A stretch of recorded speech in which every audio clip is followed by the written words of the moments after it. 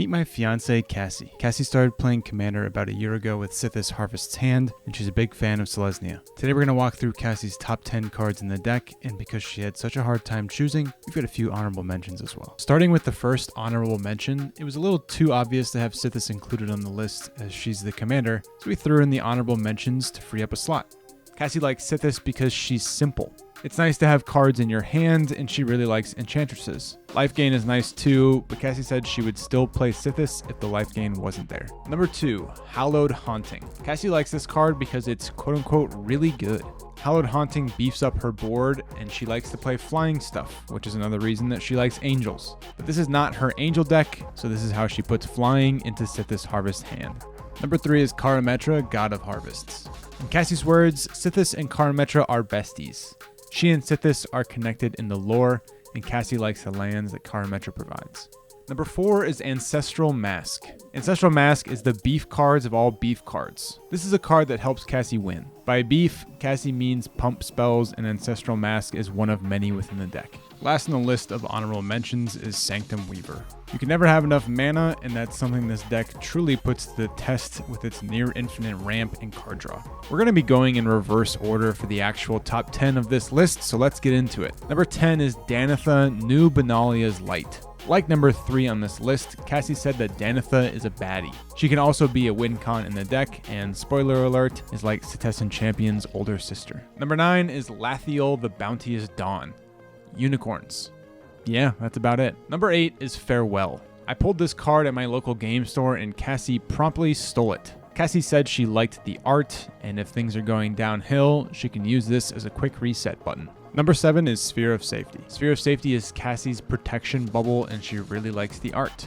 People just can't attack her with Sphere of Safety on her board, which means she can ramp to her heart's desires uninhibited. Number 6 is Katilda, Dawnhart, Martyr. Katilda can get pretty scary pretty quickly when you have a lot of enchantments. It works well with Hallowed Haunting as well, and there aren't a ton of ways this deck outright wins, so those two can help her win much easier and much faster. If you're wondering what basic lands Cassie runs in the deck, she's got an even split of the Kamigawa full art lands between plains and forests. I got her a hanging display of all 10 of these in foil for Christmas last year, and here's a peek. Number 5 and number 4 are on this list for the same reason. Kellogg Sloops is Cassie's favorite watercolor artist, and these fit into the deck perfectly. Utopia Sprawl is in this deck because Cassie likes ramp spells in general, and the synergy with Sythis is pretty obvious. And Burgeoning is really our big breakthrough with Cassie diving into Magic. Once she found that Kellogg Sloops was an artist, she was really interested in collecting their various cards, and Burgeoning is also just a really strong card, so adding it into the deck made sense. Burgeoning also contributes to her philosophy of having more lands is just never a problem.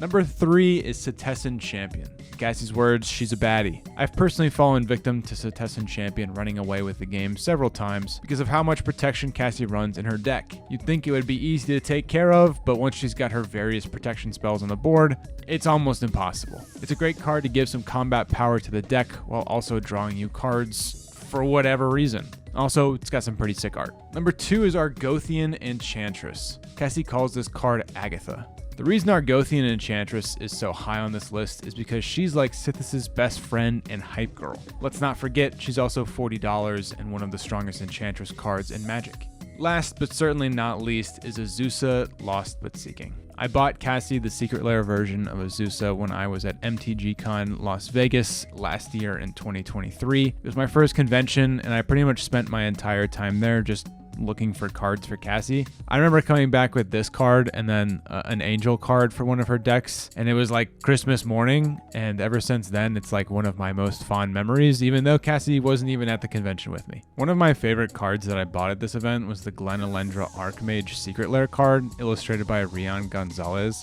This is Cassie's favorite illustrator from Marvel Snap, which is another game that I got her into. Once I saw the card sitting in one of the cases, I pretty much knew right away that Cassie would love it. I didn't know if the card was good, and I knew that she didn't have any blue decks, but just the art itself and how cool it was, I knew that it would be like one of her favorite cards, and now I'm pretty sure it's in the front of her collection binder.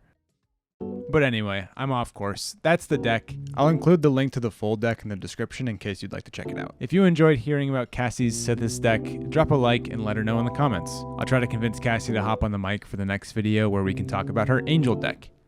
Peace.